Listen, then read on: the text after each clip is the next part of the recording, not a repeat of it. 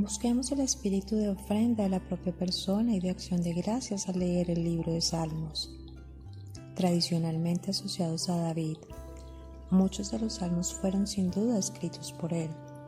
Todos ellos reflejan su corazón, el cual, como hemos visto, refleja el propio corazón del Señor. Leer 1 Samuel, capítulo 13, versículo 14.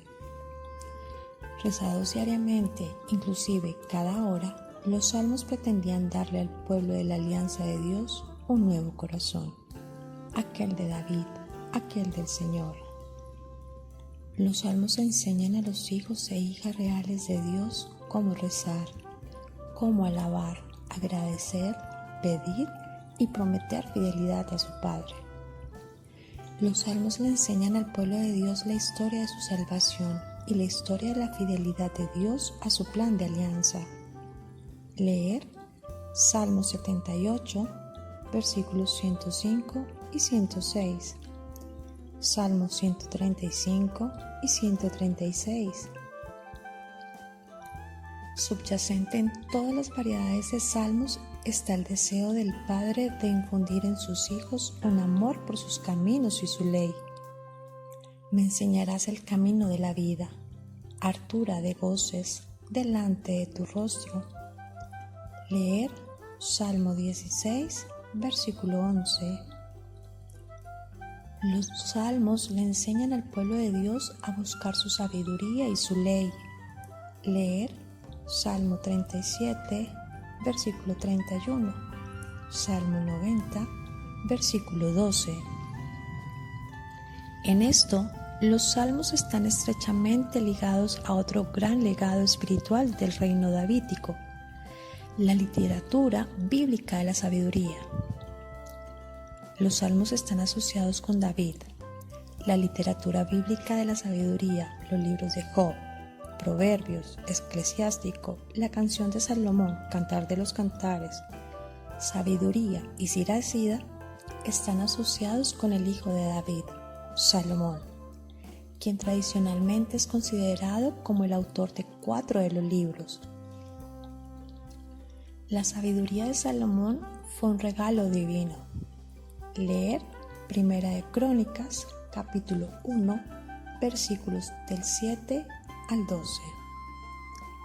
Y su reputación de ser un hombre sabio atrajo a la reina de Sabá y a todos los reyes de la tierra a pedir audiencias con él y a pagarle tributo. Leer Primera de Reyes, capítulo 10, versículo del 1 al 13, capítulo 24 y 25. Pensemos en los libros de la sabiduría como registro de las cosas que Salomón le dijo a la reina y a los reyes de las naciones. Leídos en su lugar en la Biblia, los libros de la sabiduría funcionan como una especie de instrucción paternal. Dios Padre, a través de su Hijo Divino, el Rey, enseñando a su familia mundial cómo vivir. Esto se ve más claramente en Proverbios, presentando como el consejo de un padre a su hijo, excepto en Proverbios 31. Se piensa que esta es la enseñanza de la reina madre dada a su hijo, el rey. Conforme leamos la literatura de la sabiduría, debemos entender que, como en el caso de los salmos, estos libros están diseñados para instruir y formar a los hijos de la familia universal de Dios. Este es el significado del extraño pasaje en la oración de acción de gracias de David por su alianza.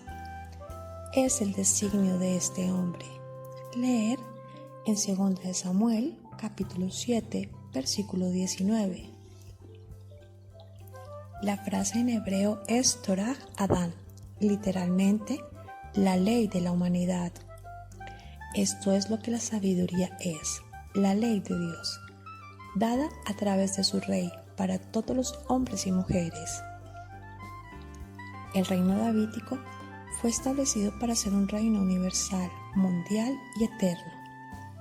La literatura de la sabiduría tiene como objetivo la formación moral y espiritual de este reino. Son todos los estatutos de la nueva familia que Dios quiere crear a través de su alianza con David. Los libros de la sabiduría tienen la intención de instruir a las personas como Job, un hombre justo, no judío, quien en su extraordinario sufrimiento busca el conocimiento salvador y la redención. Pues la sabiduría, ¿de dónde proviene? ¿Cuál es el lugar de la inteligencia? Job finalmente llega a la respuesta. En el temor del Señor está la sabiduría. Leer Job capítulo 28, versículos 20, 23 y 28. Este es el refrán que escucharemos correr bajo todo consejo práctico encontrado en estos libros. Principio de la sabiduría es el temor del Señor. Leer Proverbios capítulo 9, versículo 10. Por supuesto, el temor del Señor no significa encogerse de miedo ante el Señor.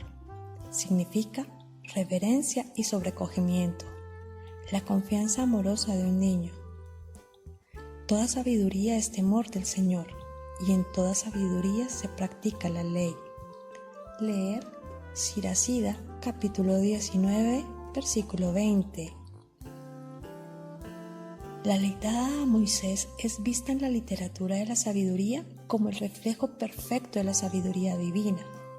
Algunas veces veremos inclusive a la sabiduría descrita como una persona divina, una comunicación de Dios.